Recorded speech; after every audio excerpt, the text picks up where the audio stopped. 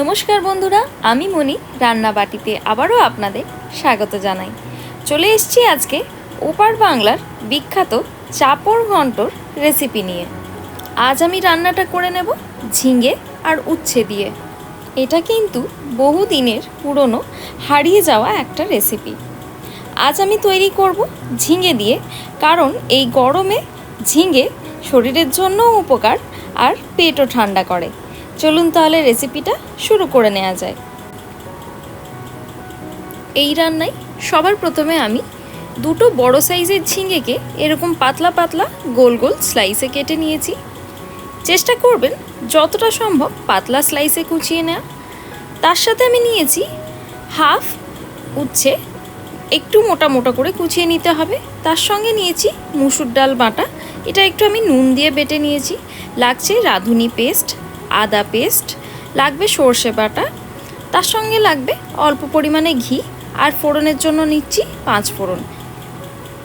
রান্নাটা আমি করে নেব কিন্তু সর্ষের তেলে, আর লাগবে পরিমাণ মতো নুন।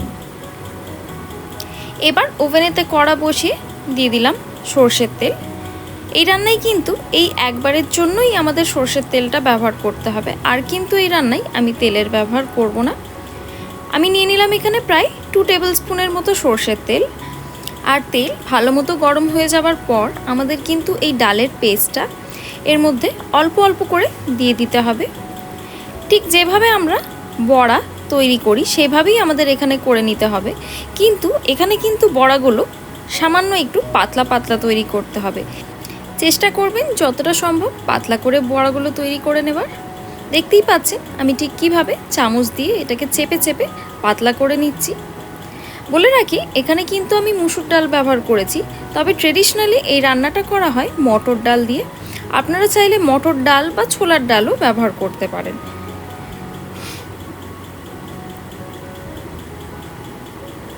সবকটা বড়া তৈরি করে নিয়ে আমাদের এটাকে মিডিয়াম হিটে ভেজে নিতে হবে।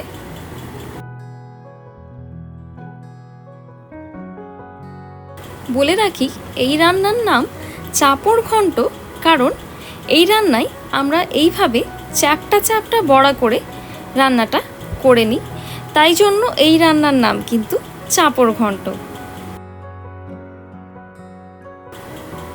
খুবই পুরনো এই এক রেসিপি আজ যেন হারিয়ে যেতে বসেছে।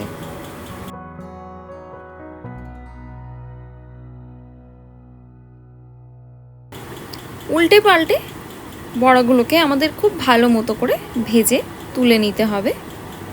একটু সময় ধরে এখানে আমাদের বড়াগুলোকে ভেজে নিতে হবে, না হলে কিন্তু এটা ওপর থেকে লাল হয়ে যাবে আর ভেতর থেকে কাঁচা থেকে যাবে। তাই জন্য এই রান্নাটা কিন্তু আমি এই বড়া ভাজার সময় এই পর্যায়ে ওভেনের হিটটা রেখেছি মিডিয়ামে। দেখতেই পাচ্ছেন বড়া কিন্তু দুই দিক থেকেই বেশ ভালো মতো লাল হয়ে গেছে। এবার আমি এই তেল থেকে তুলে এটাকে রেখে নিচ্ছি সাইডে। সবকটা বড়া আমি এক এক করে এই তেল থেকে তুলে নিলাম। আর এবার সেই একই তেলে দিয়ে দেব উচ্ছে। আর উচ্ছেটা দেখতেই পাচ্ছেন এখানে আমি কিন্তু একটু মোটা মোটা করে কেটেছি। বলে রাখি, দুটো বড় সাইজের ঝিঙের জন্য আমার লাগছে হাফ ছোট সাইজের একটা উচ্ছে। মানে উচ্ছেটা কিন্তু আমি আধখানা ব্যবহার করব। এই রান্নায় উচ্ছে ব্যবহার হবে, কিন্তু রান্নাটা কিন্তু তেতো হবে না। উচ্ছেটা দেওয়ার পর এবার দেব পরিমাণ মতো নুন। আর উচ্ছেটা আমার একটু লাল লাল করে এখানে ভেজে নিতে হবে। উচ্ছে গোল গোল আমি এখানে কাটিনি, আপনারা চাইলে অবশ্যই কাটতে পারেন, তবে আমার মনে হয় এখানে উচ্ছেটা ঠিক এইভাবে একটু মোটা মোটা কেটে নিলে বেশি ভালো হবে। একটু নাড়াচাড়া করে উচ্ছেটা যখন ঠিক এই মতো লাল হয়ে যাবে তখন আমি এটাকে তেল থেকে তুলে সাইডে রেখে নেব।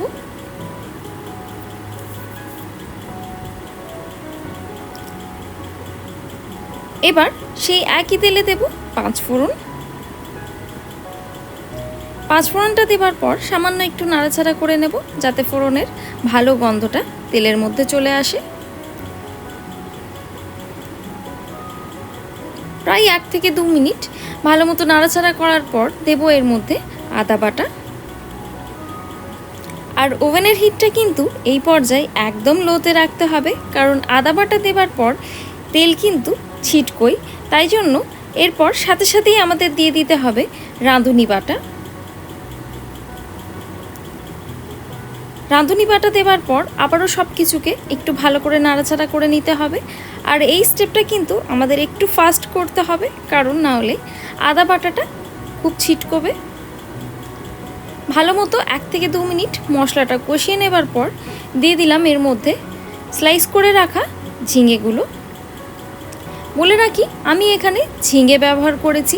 অনেকেই ঝিঙের পরিবর্তে থোড় বা লাউ বা পটল বা আপনাদের পছন্দ মতো সবজি অবশ্যই ব্যবহার করতে পারেন, তবে একবার এই পদ্ধতিতে ঝিঙে দিয়ে এই রান্নাটা অবশ্যই করে দেখবেন, এটা কিন্তু খেতে অসাধারণ হয়।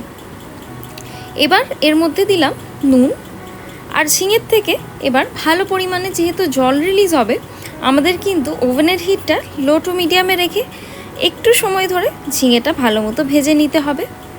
চাপা দিয়ে আমি ঝিঙেটা একটু ভেজে নিচ্ছি, যাতে করে ঝিঙের থেকে জলটা তাড়াতাড়ি রিলিজ হয়ে আসে আর ঝিঙেটা তাড়াতাড়ি একটু কুক হয়ে যায়। মাঝে মাঝে আমাদের এরকম চাপা খুলে নিয়ে একটু নাড়াচাড়া করে নিতে হবে। আর দেখতেই পাচ্ছেন এই পর্যায়ে কিন্তু ঝিঙের থেকে ভালো মতো জল রিলিজ হয়েছে, তবে এখনও ঝিঙে সেদ্ধ হওয়া বাকি। আবারও একটু ভালো মতো নাড়াচাড়া করে নিলাম আর সব কিছুকে একটু মিক্স করে নিলাম। এবার আবারও চাপা দিয়ে আমাদের ঝিঙেটাকে কুক হতে দিতে হবে। এখানে প্রায় 7 থেকে 8 মিনিট আমার সময় লেগেছে ঝিঙেটাকে কুক করতে। আর এখানে কিন্তু আমি ঝিঙেটা মিডিয়াম হিটে ভেজে নিয়েছি। দেখতেই পাচ্ছেন এই পর্যায়ে কিন্তু ঝিঙে মোটামুটি ভাজা ভাজা হয়ে এসছে আর ঝিঙেটা পরিমাণও বেশ অনেকটা কমে গেছে। আবারও সব কিছুকে একটু নাড়াচাড়া করে নিচ্ছি যাতে ঝিঙে ভালো মতো ভাজা হয়ে যায়। আর এরপর এর মধ্যে দিয়ে দেব এই ভেজে রাখা ডালের বড়াগুলো, তবে ডালের বড়াগুলো আমাদের এরকম ছোট ছোট টুকরো করে দিতে হবে। এই স্টেপে ডালের বড়া অ্যাড করলে কিন্তু এই ঝিঙের থেকে যে জলটা রিলিজ হয়েছে আর এই ডালের বড়া, এই দুটোর ফ্লেভার ভালো মতো মিক্স হবে। তাই জন্য আমি প্রিফার করব লাস্টে ডালের বড়া না অ্যাড করে এই স্টেজে ডালের বড়াটা অ্যাড করার। সবকটা ডালের বড়া আমি কিন্তু এইভাবে টুকরো করে এর মধ্যে অ্যাড করে দিলাম। আর এবার ভালো মতো আবারও নাড়াচাড়া করে নিতে হবে। ওভেনের হিটটা এখন আমি লোতে রেখেছি।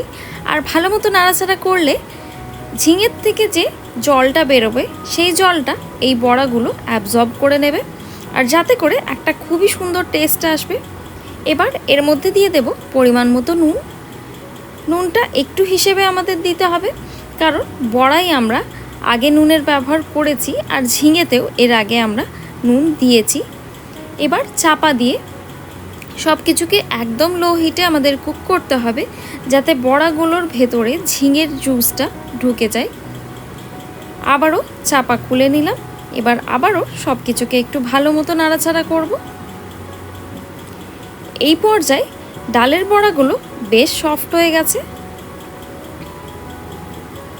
এবার ওপর থেকে দিয়ে দেব সর্ষে বাটা।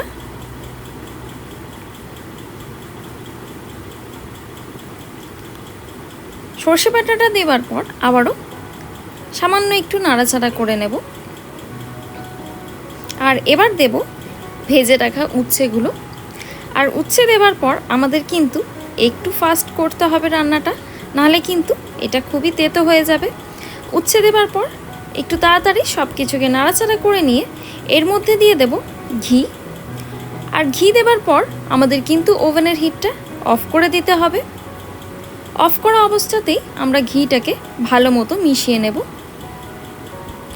যাতে ঘিয়ের একটা সুন্দর গন্ধ এই রান্নার মধ্যে চলে যায়। সব কিছুকে ভালো মতো নাড়াচাড়া করে নেব। তারপর চাপা দিয়ে এটাকে রেখে দেব 5 থেকে 10 মিনিট রেস্টিং টাইমে। ব্যাস, তাহলেই কিন্তু আমাদের এই ঝিঙে দিয়ে তৈরি চাঁপড় ঘন্ট সার্ভ করবার জন্য একদম রেডি। গরম ভাতের সাথে এই চাঁপড় ঘন্ট কিন্তু খেতে অসাধারণ হয়। আশা করছি আপনাদের আমার আজকের এই রেসিপি ভালো লেগে থাকবে। ভালো লেগে থাকলে লাইক, শেয়ার আর সাবস্ক্রাইব করবেন। দেখা হবে আবারও একটা নতুন রেসিপি নিয়ে। ততক্ষণের জন্য ধন্যবাদ। Happy cooking.